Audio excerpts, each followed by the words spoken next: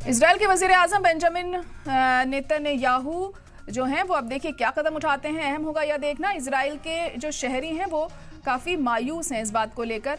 Benjamin Netanyahu को वो बाहर करना चाहते हैं। उनके खिलाफ एहतजाजी मुजाहिरों की ताज़ा लहर किस वजह से शुरू हुई, ये अभी सवाल बना हुआ है।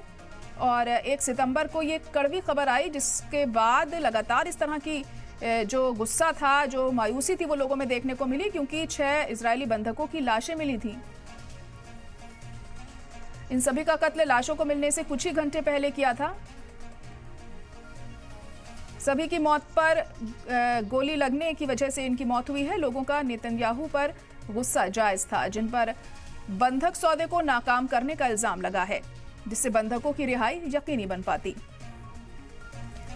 तकरीबन 5 लाख इजरायली शहरी सड़कों पर उतर आए, पुलों पर एहतजाजी मुजाहिरा किया, हाईवे को जाम किया और देश भर के शहरों में मार्च निकाला। इजराइल के सबसे बड़े लेवल यूनियन ने पीर को आम हड़ताल की अपील की और पूरी इजरायली मईशत को बंद करने की धमकी दी।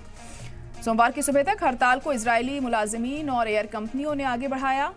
गुस्साए शहरी सड़कों पर उतर आए, हमास की कैद में बचे हुए बंधकों को आजाद कराने की मांग कर रहे हैं और फौरन समझौते की मांग ये की जा रही है।